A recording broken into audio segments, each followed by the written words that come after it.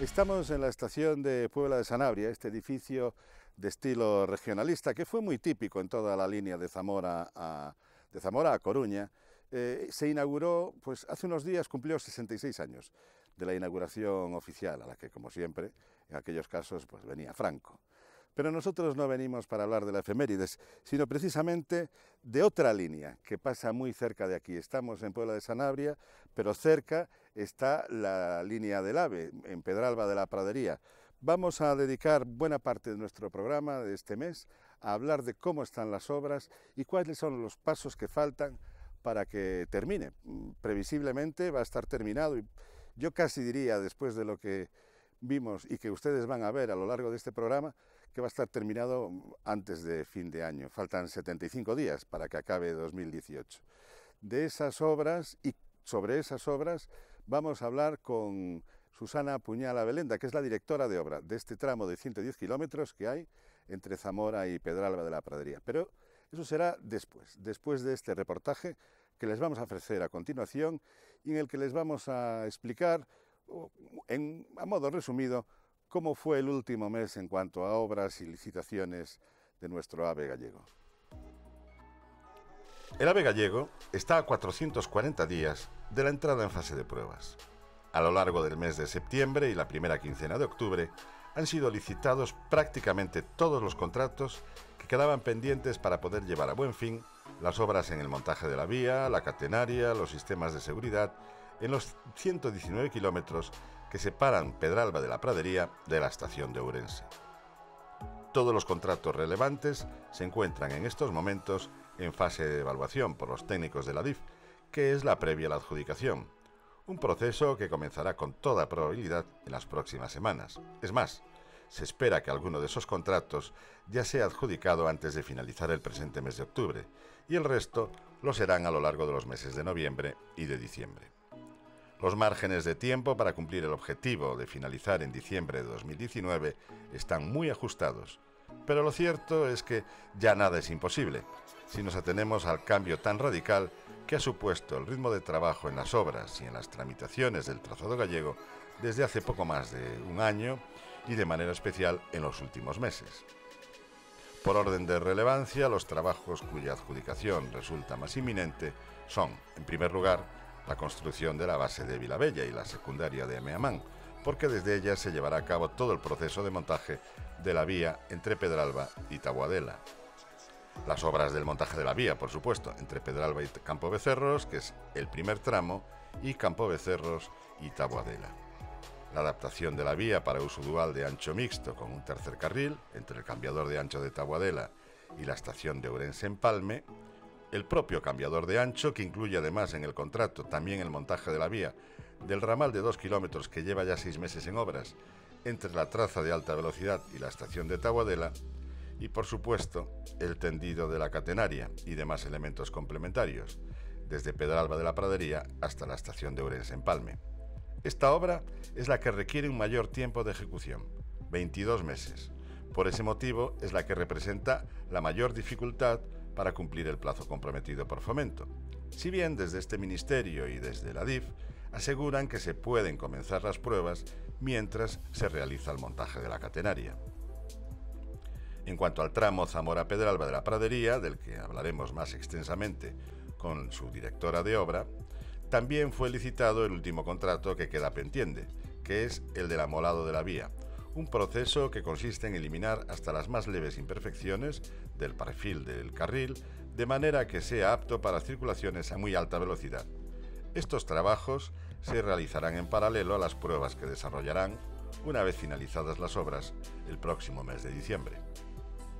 En cuanto a la situación de la plataforma entre Pedralba y Ourense, a día de hoy 8 subtramos ya están finalizados: el túnel de la Canda vía izquierda, túnel de la Canda Vilabella, túnel de Ocañizo vía derecha, túnel de Oespiño vía izquierda, también la vía derecha del túnel de Oespiño, Vilariño Campo Becerros vía derecha, Campo Becerros Portocamba y Meamán Ponteambía, que fue el primero en ser finalizado. De aquí al 31 de diciembre, el ADIF espera recibir de las constructoras otros 7 tramos más, que son el túnel de la Canda vía derecha, túnel de Cañizo vía izquierda, Vilariño Campo Becerros, vía izquierda, Prado Porto, vía derecha, Túnel de Prado, vía izquierda, Porto Meamán y Ponte Ambía Taboadela, que será el que conecte a través de un ramal con la línea convencional, mientras no se realizan las obras de la variante exterior por la que la línea del AVE llegará directamente a la estación de Ourense aproximadamente en torno al año 2025. Así pues, en cuanto comience 2019, estarán ya finalizados 15 de los 22 subtramos de la línea de alta velocidad entre Pedralba y Taboadela. De los 7 restantes, 6 estarán finalizados en primavera y el séptimo, Portocamba-Cerdedelo, tendrá lista la plataforma de una de sus vías de manera que se puedan circular trenes por ella mientras finaliza el segundo viaducto de Asteixeiras. A estos 7 subtramos hay que añadir los 2 que conectan la traza del AVE con la estación de Ourense, el ramal de 2 kilómetros y los 15 kilómetros de ancho mixto entre Taboadela y la estación del Empalme.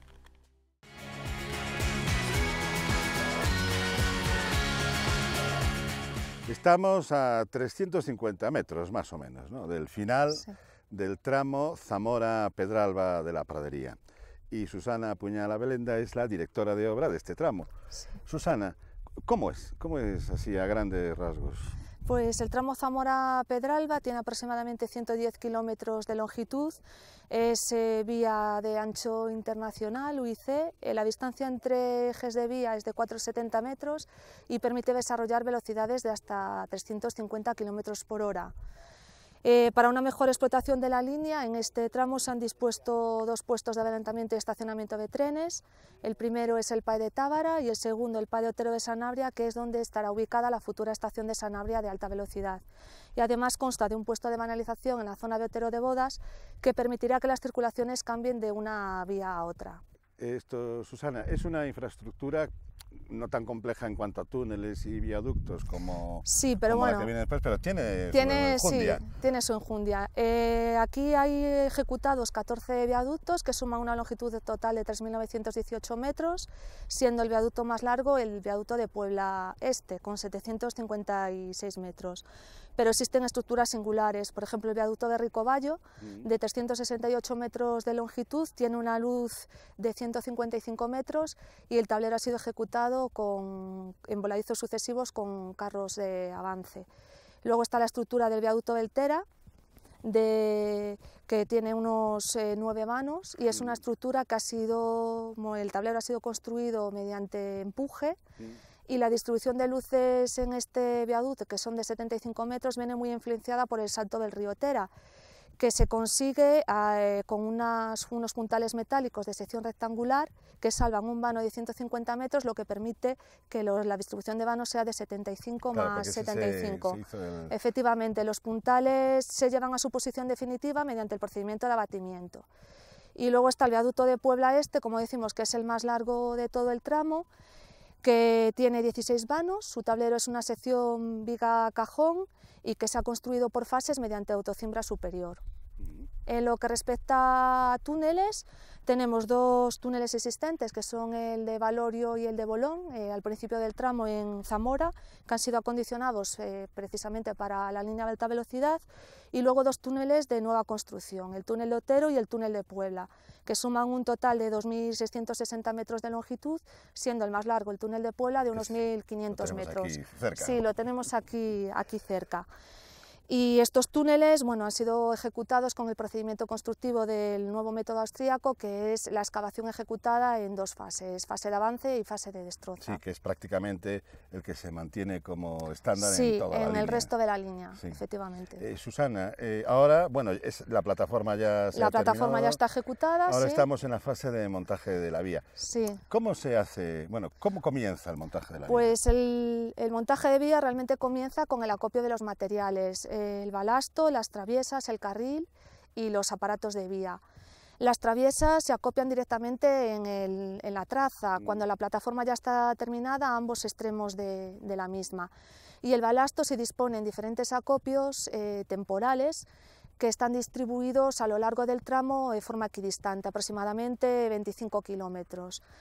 El carril y los aparatos de vía se acopian en una base de montaje, en este caso en la base de montaje de la Iniesta, y desde allí pues con el carrilero se trae el carril y luego con las plataformas MMQs pues se traen los distintos aparatos de vía, desvíos e incluso aparatos de dilatación en viaductos.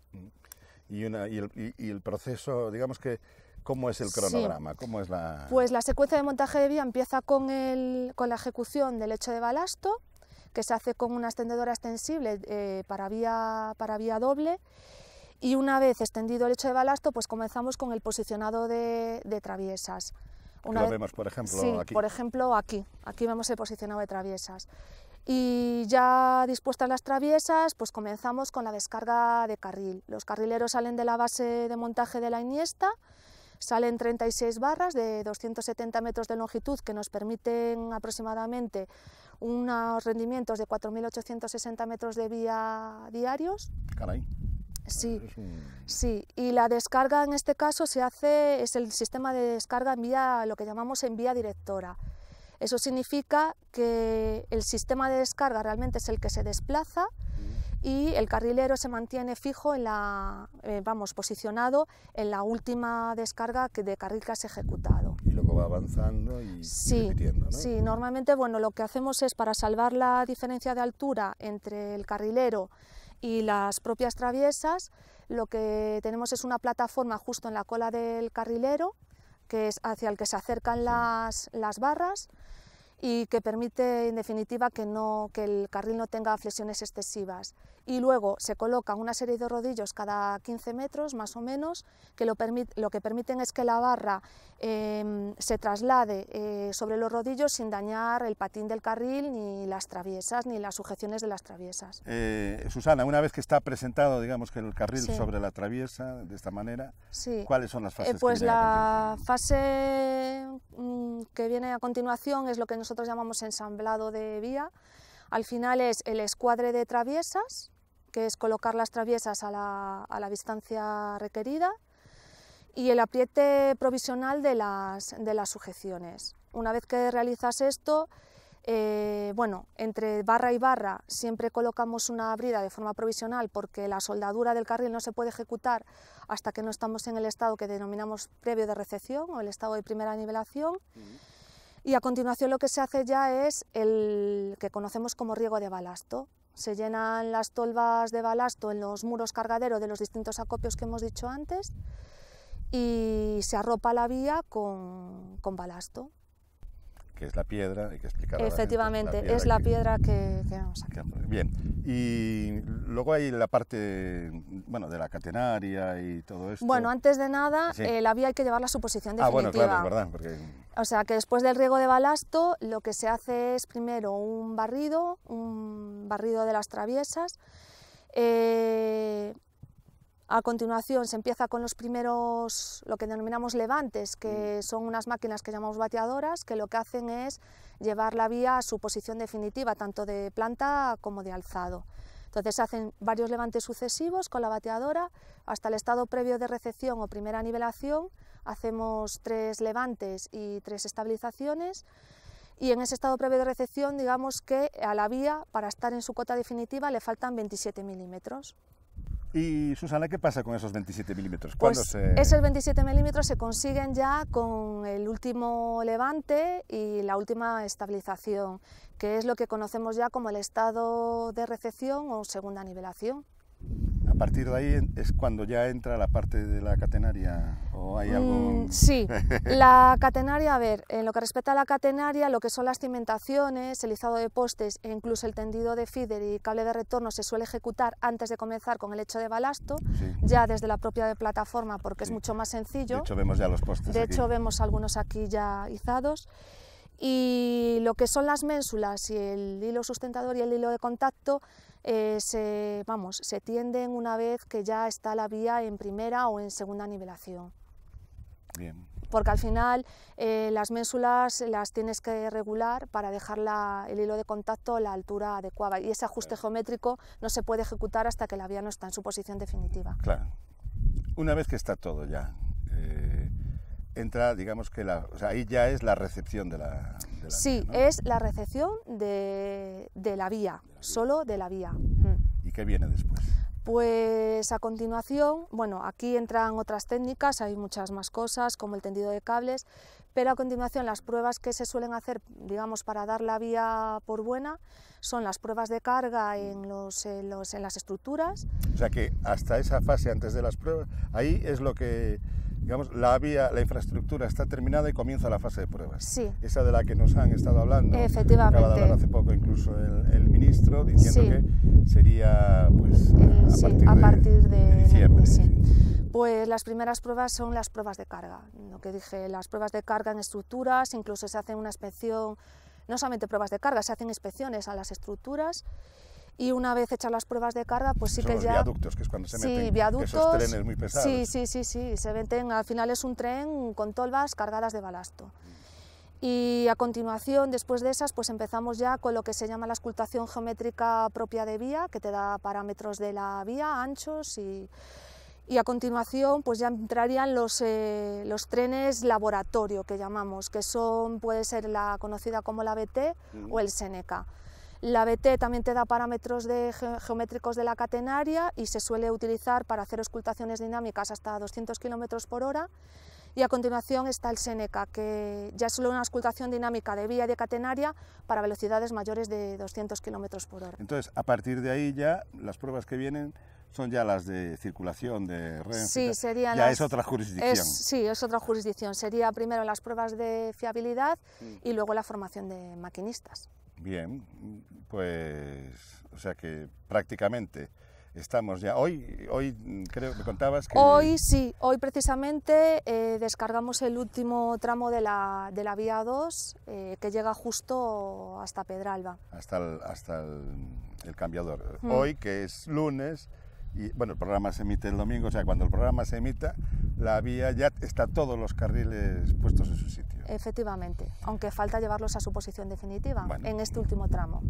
Pero estáis yendo a una velocidad, el ritmo de trabajo es bastante... Sí, elevado, sí. Bien, pues muchísimas gracias. A ti. Y bueno, tenemos que volver a hacer otra visita antes de... Sí, cuando queráis, aquí estamos. Muy bien, pues muchas gracias.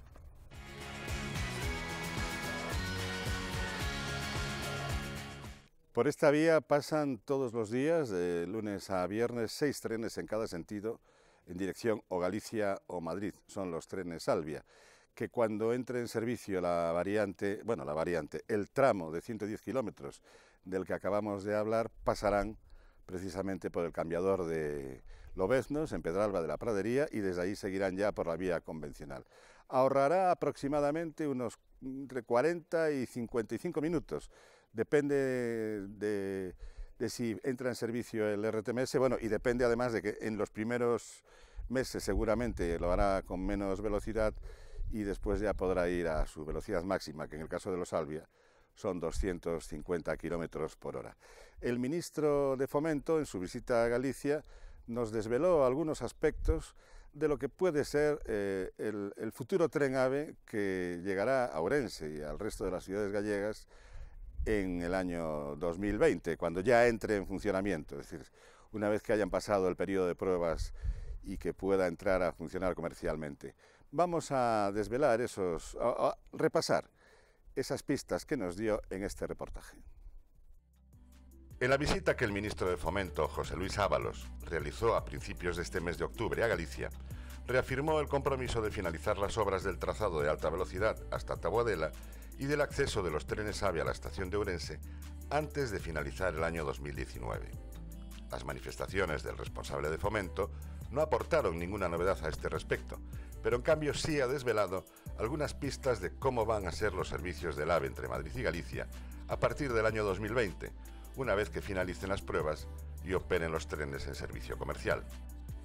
La primera de ellas, que destinarán a la línea gallega los trenes de última generación, que está fabricando en las factorías de Talgo y que han sido adquiridos por Renfe Operadora en su último gran contrato de trenes de alta velocidad.